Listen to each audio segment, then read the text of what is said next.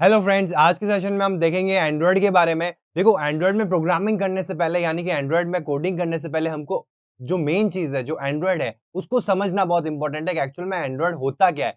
तो वो चीज़ क्लियर करना बहुत इंपॉर्टेंट है। तो आज का हमारा सेशन उसी के ऊपर होने वाला है। तो जो हमारे सेशन के की पॉइंट्स हैं, वो कुछ ये रहने वाले हैं कि हम ये पर्टिकुलर सेशन में इन पर्टिकुलर कॉन्सेप्ट को समझेंगे कि एंड्रॉयड एक्चुअल में होता क्या है। तो इन पर्टिकुलर पॉइंट्स को कंप्लीट करने से हम इस कंक्लूजन पे आएँगे कि what does actually Android means.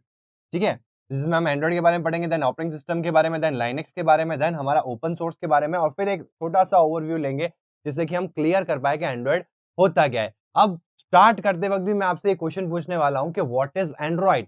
देखो, बहुत लोगों को ये मिथ होता है कि एंड्रॉयड एक एप्लीकेशन है, एक एंड्रॉयड एक सॉफ्टवेयर है, या एंड्रॉयड एक लैपटॉप है। क्या है एक्चुअल में एंड्रॉयड? कुछ कहते हैं ऑपरेटिंग सिस्टम है, कुछ कहते हैं एप्लीकेशन है। तो ये कंफ्यूजन हमेशा क्रिएट रहता है। तो इस कंफ्यूजन को ही हमको क्लियर करना है, क्योंकि आगे अगर हम इसमें कोडिंग करने वाले हैं तो पहला जो हमारा पॉइंट है एंड्रॉयड, ये क्लियर होना बहुत इंपॉर्टेंट है। तो चलते हैं, सबसे पहले समझते हैं दी एबीसीडी ऑफ एंड्रॉयड। तो देखो, Android is open source and Linux based operating system. तो ये बहुत इंपॉर्टेंट लाइन है कि एंड्रॉयड क्या है? Open source Linux based operating system है। तो इस पे आने से पहले मैं आपको इसके एबीसी बताने वाला हूं। तो सबसे पहले चलते हैं इसके ऊपर। Open source Linux based operating system को मैंने यहाँ पे 3 पार्ट्स में डिवाइड कर दिया है, यानी कि 3 पार्ट्स मतलब क्या हो गया? A, B and C of the operating system. अगर आपको ये 3 एबीसी पता चल जाएंगे तो आपको एंड्रॉयड का मतलब समझ में आ जाएगा कि एंड्रॉयड एक्चुअल में होता क्या है। तो हम पीछे से चलेंगे, पीछे से इन द सेंस पहले हम सी समझेंगे, देन हम बी समझेंगे, देन हम ए समझेंगे। यानी कि पहले हम समझेंगे एक्चुअल में ऑपरेटिंग सिस्टम होता क्या है। आपने बोला कि एंड्रॉयड एक ऑपरेटिंग सिस्टम है, लेकिन एक्चुअल में ऑपरेटिंग सिस्टम होता क्या है? ये चीज तो क्लियर हो गई कि ऐप नहीं है, ये सॉफ्टवेयर नहीं है, एक लैपटॉप नहीं है, ये एक ऑपरेटिंग सिस्टम है। लेकिन एक्चुअल में ऑपरेटिंग सिस्टम होता क्या है? तो हम पहले समझेंगे इस सी पार्ट को। तो चलते हैं सीधा कि ऑपरेटिंग सिस्टम होता क्या है। तो what exactly is operating system? तो ऑपरेटिंग सिस्टम होता क्या है? एन ऑपरेटिंग सिस्टम और an OS is a software program that enables the hardware to communicate and operate with software. मतलब कि हार्डवेयर और सॉफ्टवेयर को कम्युनिकेशन करने के लिए यूज में आता है। तब इसको सिंपल भाषा में या सरल भाषा में समझे तो एक कम्युनिकेशन है, वे ऑफ कम्युनिकेशन है। आपके कोई भी इलेक्ट्रॉनिक डिवाइस के अंदर 2 मेन कंपोनेंट्स होते हैं, एक होता है आपका सॉफ्टवेयर और एक होता है आपका हार्डवेयर। तो इन दोनों के बीच में कम्युनिकेशन का जो जरिया है, या कहें कि एक वे है, वो कौन सा है? ऑपरेटिंग सिस्टम है। तो ऑपरेटिंग सिस्टम का जो मेन रोल होता है वो सॉफ्टवेयर के थ्रू इनपुट लेना और हार्डवेयर के थ्रू आउटपुट जनरेट करवाना।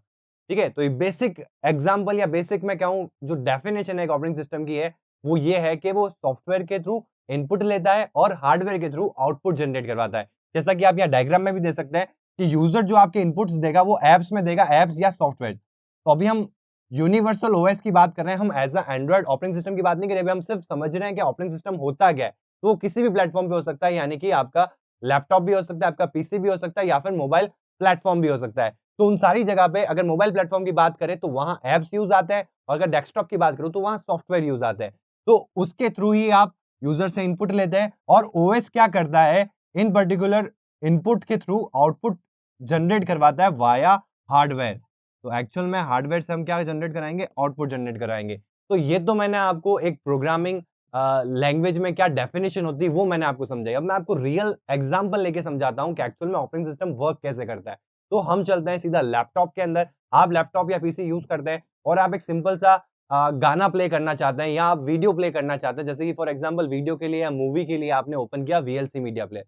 तो जैसे ही आपने वीएलसी को ओपन किया और मूवी को प्ले किया, तो वहां एक प्ले का बटन होता है। जैसे ही आप उस पर टैप करेंगे तो आपकी जो स्क्रीन है या डिस्प्ले स्क्रीन है, वहां पे आपकी जो मूवी है वो स्टार्ट हो जाएगी। मतलब वीडियो के पार्ट जो है वहां पे स्टार्ट हो जाएगा, एंड उसी समय साइमल्टेनियसली जो आपके ऑडियो स्पीकर्स हैं जो आपके लैपटॉप में लगे हुए हैं या पीसी से कोई ऑडियो कनेक्टेड है, तो वो जो हार्डवेयर है उसमें आपके ऑडियो बजना स्टार्ट हो जाता है, यानी ऑडियो चलना स्टार्ट हो जाता है। तो ये प्रोसेस कैसे हुआ? तो देखो, आप एज अ यूजर आपने क्या किया? इनपुट दिया वाया सॉफ्टवेयर।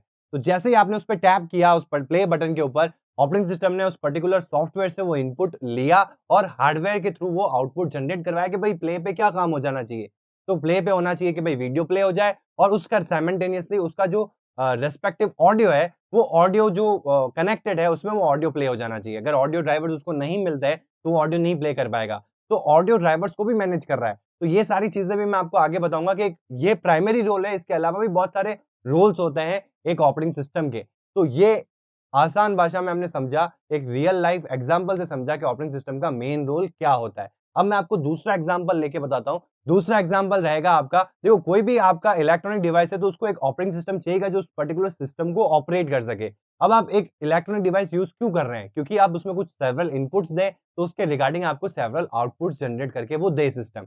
तो उस चीज़ को कौन जनरेट करवा रहा है? वो ऑपरेटिंग सिस्टम करवा रहा है। तो एक और एग्जांपल लेके समझते हैं इस चीज़ को। जैसे आप कोई बड़े मॉल में जाते हैं या आप कहीं पिक्चर हॉल में जाते हैं, सिनेमा थिएटर में जाते हैं, वहाँ पे आप देखोगे एक फायर अलार्म होता है या बड़े एमएनसीज़ के अंदर आपने देखा होगा फायर अलार्म लगा हुआ होता है। अब वो फायर अलार्म क्या करता है? वो भी एक इलेक्ट्रॉनिक सर्किट है। तो आपका जो फायर अलार्म है वो क्या कर रहा है? वो एनवायरनमेंट में चेक कर रहा है CO2 की मात्रा, यानी कि कार्बन डाइऑक्साइड की मात्रा कितनी रहती है एनवायरनमेंट में और कितनी रहनी चाहिए। अगर एक हार्म लेवल से वो बढ़ जाती है, दैट मीन्स कहीं न कहीं आग लगी है, तभी CO2 इतनी मात्रा में आ रही है, एक हार्म लेवल को क्रॉस कर गई है। तो उसकी प्रोग्रामिंग में क्या होता है, वो उसने इनपुट लिया, बार-बार इनपुट ले रहा है, लेकिन बार-बार इनपुट चेक हो रहा है कि इससे बढ़ा कि नहीं बढ़ा, इससे बढ़ा कि नहीं बढ़ा, और जैसे ही इससे बढ़ता है, तो वो आउटपुट में क्या करता है कि एक जो बेल लगी हुई है एज़ अ हार्डवेयर, उसको बजा देता है। तो जो भी वहाँ लोग होते हैं, उनको ये अलार्म मिल जाता है कि यहाँ पे कहीं न कहीं फायर लगी है, तो उनको जल्द से जल्द कोई एग्ज़िट देखनी पड़ेगी नियर बाय और इस पर्टिकुलर सिचुएशन से बाहर आना होगा।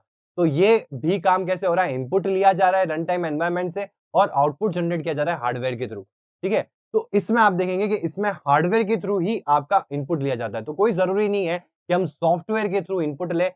आपका जो ऑपरेटिंग सिस्टम होता है वो हार्डवेयर के थ्रू भी इनपुट लेके हार्डवेयर के थ्रू ही आउटपुट जनरेट करवा सकता है। तो ये जो चीज़ है ये भी पॉसिबल है कि हमने हार्डवेयर से कनेक्टिविटी करी और हम कोई डिस्प्ले दिखा रहे हैं, स्क्रीन पे डिस्प्ले भी दिखा सकते हैं। एक और एग्जांपल लेके मैं आपको समझाता हूँ। जैसे आप वॉशरूम में जाते हैं, बाथरूम में जाते हैं, तो वहाँ आपने टैप देखे होंगे सिनेमाज़ के अंदर कि जैसे ही आप टैप के अंदर टैप के नीचे हाथ रखते हैं, तो क्या होता है पानी आने लग जाता है और जैसे ही आप अपने हाथ को हटाते हैं तो पानी का फ्लो रुक जाता है। तो ये चीज़ क्या हो रही है? उसमें एक सिंपल सा सेंसर लगा हुआ है जो सिर्फ़ और सिर्फ़ कनेक्शन बना रहा है। यानी एक पूरा एक सर्किट बना रहा है, टैप से लेके नीचे पॉइंट तक उस सर्किट को जॉइन कर रहा है। अब जैसे ही उस सर्किट के बीच में आपका ऑब्जेक्ट आता है, ऑब्जेक्ट यानी कुछ भी, अगर आप हाथ नहीं कुछ और भी अगर वहाँ ले जाएँगे तो भी पानी फ्लो हो जाएगा। दैट मीन्स कुछ ऑब्जेक्ट आया जिससे कि वो जो सर्किट है वो ब्रेक हो गया। ब्रेक होते ही कोडिंग कर रखी है। ऑपरेटिंग सिस्टम ने क्या किया, इस चीज़ को आइडेंटिफ़ाई किया, उस पर्टिकुलर चीज़ के ऊपर उसने हार्डवेयर के थ्रू एक ऑपरेशन एग्ज़ीक्यूट करवाया। वो क्या कर रहा है? टैप को ऑन करने का।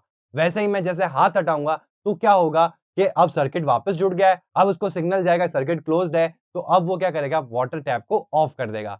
तो ये एक बेसिक एग्ज़ाम्पल होता है ऑपरेटिंग सिस्टम का। इसका मतलब ये नहीं है कि ऑपरेटिंग सिस्टम सिर्फ़ इतना ही काम करता है। ये उसका मेन काम है, मतलब ऑपरेटिंग सिस्टम का जो मेन या प्राइमरी काम है, वो ये होता है। उसके अलावा भी ऑपरेटिंग सिस्टम बहुत सारी चीज़ों को मैनेज करता है, जैसे कि प्रोसेस मैनेजमेंट हो गया, डिवाइस मैनेजमेंट हो गया, ड्राइवर मैनेजमेंट हो गया, मेमोरी मैनेजमेंट हो गया। ये सारी चीज़ें जो है आपका ऑपरेटिंग सिस्टम मैनेज करता है। यानी बेसिक या मेन चीज़ के लिए जिसको ऑपरेटिंग सिस्टम यूज़ किया जाता है, प्राइमरी रीज़न क्या होता है? वो ये होता है कि हार्डवेयर और सॉफ्टवेयर के बीच में वे ऑफ कम्युनिकेशन पैदा करना, मतलब कम्युनिकेट करवाना। ठीक है? अब चलते हैं हम नेक्स्ट पॉइंट के ऊपर। तो operating system act as an interface between user and a hardware. अब ये चीज़ क्या हुई? इसको ऐसे एकदम इंटरफेस को पहले समझते हैं कि इंटरफेस होता क्या है? देखो, इंटरफेस को समझने के लिए फॉर एग्ज़ाम्पल मैं एक एग्ज़ाम्पल लेके आपको समझाता हूँ इस पर्टिकुलर चीज़ को कि मेरे को Hindi language as a communication आती है, यानी मेरे को अगर किसी से कम्युनिकेट करना है तो मैं हिंदी में कम्युनिकेट कर सकता हूँ और आपको इंग्लिश में कम्युनिकेशन आता है, यानी कि आप इंग्लिश लैंग्वेज बोलते हैं फॉर कम्युनिकेशन। अब मेरे को आपसे अगर कम्युनिकेट करना है या आपको मेरे से कम्युनिकेट करना है, तो हम दोनों को एक इंटरफेस चाहिएगा, जो मेरी हिंदी की बातों को इंग्लिश में ट्रांसलेट करेगा और आपको समझाएगा। वैसा ही वाइस वर्सा आपकी इंग्लिश की भाषा को समझेगा, ट्रांसलेट करेगा और हिंदी में मेरे को समझाएगा, मतलब हिंदी में मेरे को ट्रांसलेट करके देगा। तो हम आपस में कम्युनिकेट कर पाएँगे वाया इंटरफेस। तो जो ऑपरेटिंग सिस्टम है वो भी एज़ अ इंटरफेस ही काम करता है। मैं डायरेक्टली जो हार्डवेयर्स हैं, उनसे डायरेक्टली कम्युनिकेट नहीं कर सकता। उनकी एक भाषा अलग होती है, मेरी एक भाषा अलग है। मैं डायरेक्टली डिस्प्ले को नहीं कह सकता कि मेरा वीडियो चला दो, मेरी मूवी चला दो, तो वो नहीं चलाएगा। मैं उसको बोलूँगा ये गाना प्ले कर दो, तो वो प्ले नहीं होगा, ठीक है? उसके लिए मेरे को एक ऑपरेटिंग सिस्टम चाहिएगा जिसको मैं अपने इनपुट्स दूँगा तो वो उसके अकॉर्डिंगली आउटपुट जनरेट कराएगा वाया हार्डवेयर, ठीक है? अब चलते हैं नेक्स्ट पार्ट के ऊपर। Operating system provides a software platform on the top of which other programs called application programs can run. तो जो हमने यहाँ बात करी, जो सॉफ्टवेयर्स और एप्लीकेशंस हैं, वो एक ऐसा प्लेटफॉर्म बनाता है जहाँ पे इनपुट लेने के लिए ऑब्वियसली अगर आपको इनपुट लेना है तो एप्लीकेशन या सॉफ्टवेयर देना पड़ेगा जिससे कि यूज़र इंटरैक्ट करेगा। यूज़र डायरेक्ट मशीन लेवल से इंटरैक्ट नहीं करेगा, एक एप्लीकेशन लेयर से वो इंटरैक्ट करेगा जिससे कि वो अपने इनपुट दे सके। जैसा कि मैंने आपको वीएलसी का एग्ज़ाम्पल दिया, ठीक है? आप और भी एग्ज़ाम्पल दे सकते हैं मोबाइल के अंदर, जैसे आप व्हाट्सएप के अंदर या कॉल के ऊपर जैसे आप बटन टैप करते हैं, तो आपका कॉल लॉक खुल जाता है। तो ये क्या हो रहा है? आप इंटरैक्ट कर रहे हैं एक एप्लीकेशन लेयर से। उससे इनपुट जा रहा है ओएस के अंदर और ओएस के पास जो इनपुट आया वो हार्डवेयर मतलब डिस्प्ले ड्राइवर के ऊपर ये कह रहा है कि आप कॉल लॉग दिखाइए।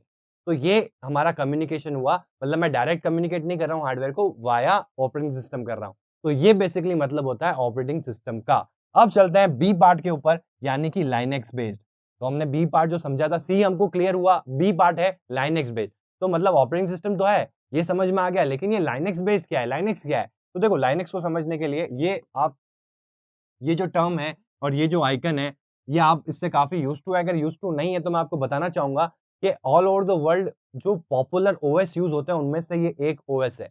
यानी कि all over the world 3 commonly used operating system है, जो हर प्लेटफ़ॉर्म में आपको मिल जाएँगे। जैसे विंडोज़ हो गया जो सबसे कॉमन है, देन मैक ओएस हो गया, देन आपका आता है लाइनेक्स ओएस, ठीक है? तो अगर आप इसके बारे में नहीं जानते तो ये भी एक ओएस प्लेटफ़ॉर्म है, जो कि मैं आपको यहाँ समझाने वाला हूँ। Linux is a family of free and open source software operating system built around the Linux kernel। जो इम्पोर्टेंट चीज है वो है क्या है आपका Linux कर्नल। अब आपका जो Linux कर्नल है वो एक ऑपरेटिंग सिस्टम है, ओपन सोर्स प्लेटफॉर्म पे बनाया गया। अब क्वेश्चन वापस से अराइज होता है कि ये ओपन सोर्स क्या है? चलो माना कि एक लाइनेक्स बेस्ड लाइनेक्स कर्नल होता होगा, एक ऑपरेटिंग सिस्टम होता होगा। जो ऑपरेटिंग सिस्टम को हमको मतलब पता है, लेकिन एक लाइनेक्स कर्नल है जिसके बारे में आप बता रहे हैं कि ये ओपन सोर्स होता है। तो अब हम समझेंगे जो हमारा ए पार्ट है वो है ओपन सोर्स प्लेटफॉर्म। तो सीधा चलते हैं उसके ऊपर कि ओपन सोर्स प्लेटफॉर्म क्या होता है। देखो मैं यहाँ पे इस टर्म को डिवाइड करता हूँ। सबसे पहले मैं लिखता हूँ ओपन एंड एक लिखता हूँ सोर्स। देखो ओपन से आपको क्या समझ में आ रहा है? ओपन का मतलब यहाँ है ओपन फॉर ऑल, मतलब कि ओपन का मतलब हो गया लाइसेंस फ्री। अब ये लाइसेंस फ्री क्या है, ओपन फॉर ऑल का मतलब क्या है? देखो ये जो प्लेटफॉर्म होते हैं जो ओपन सोर्स के अंदर आते हैं, ये सारे प्लेटफॉर्म चाहे वो सॉफ्टवेयर हो, चाहे वो आपका ऑपरेटिंग सिस्टम हो, ये सारी चीजें एक नॉर्मल यूजर के लिए या एक डेवलपर के लिए फ्री ऑफ कॉस्ट अवेलेबल है। मतलब आपको इसके लिए कोई एडिशनल पैसा देने की जरूरत नहीं है। आप इसको बिना लाइसेंस के भी यूज कर सकते हैं। कोई भी कंपनी, कोई भी ऐसी कोई कंपनी नहीं है जिसको क्लेम कर सकती है कि आप ये चीज क्यों यूज कर रहे हैं, ठीक है, कि आपको ये चीज लाइसेंस करनी चाहिए। ये फ्री ऑफ लाइसेंस है, मतलब कोई लाइसेंस देने की जरूरत नहीं है।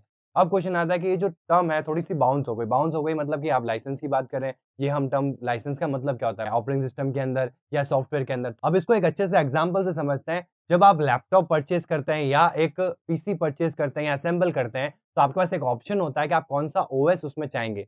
तो बाय डिफॉल्ट अगर लैपटॉप विद विंडोज ओएस आता है तो उसमें उसकी एडिशनल प्राइस होती है, अगर आपने उसका इनवॉइस देखा होगा। तो अराउंड 1100 या 1500 या 2000 या फिर 10,000 ऐसा अमाउंट एक एडिशनल ऐड होगा, जिसमें ईयर्स आ रहे होंगे कि भाई आपके पास इसका लाइसेंस है फॉर दिस मच ईयर्स, ठीक है? उस पर्टिकुलर ईयर्स के बाद में आपका जो लैपटॉप है या आपका जो विंडोज है, जो ओएस आप उसमें चला रहे हो, वहां पे एक आ जाता है your window is not genuine. मतलब वो जितने साल का आपने लाइसेंस लिया था वो खत्म हो चुके, वो टाइम ओवर हो चुका। अब आपको वापस क्या करना पड़ेगा? उसको परचेज करना पड़ेगा ताकि आप उसके लाइसेंस को रिन्यू करवा सके।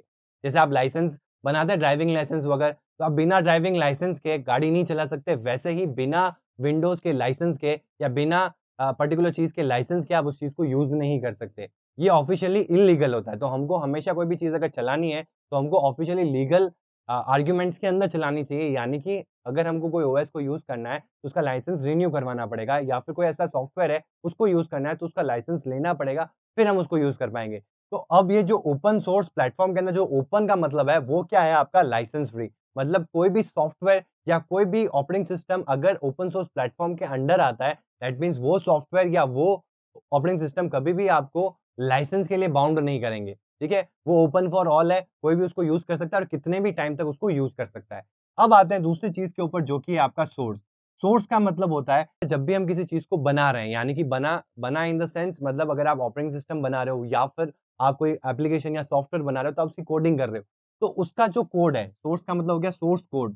तो वो कोड भी फ्री ऑफ कॉस्ट है, मतलब आप इसको रीयूज कर सकते हैं, रीमॉडिफाई कर सकते हैं अपनी नीड्स के अकॉर्डिंग, ठीक है?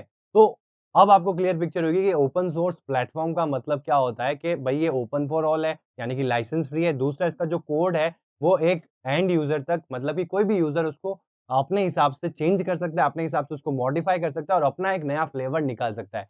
तो मैं आपको पीछे ले जाता हूँ और मैं यहाँ पे आपको बताता हूँ। तो लाइनेक्स कर्नल भी एक ऐसा ही क्या है, ओपन सोर्स प्लेटफॉर्म है। तो आप देखेंगे कि लाइनेक्स के अंदर ही जो कर्नल, लाइनेक्स कर्नल जो है उसके ऊपर ही बहुत सारे फ्लेवर्स मिल जाते हैं आपको। जैसे उबंटू हो गया, काली लाइनेक्स हो गया, ऐसे बहुत सारे रेड हैट हो गया, ऐसे बहुत सारे आपको फ्लेवर्स मिल जाएँगे इस पर्टिकुलर लाइनेक्स कर्नल पे बेस्ड।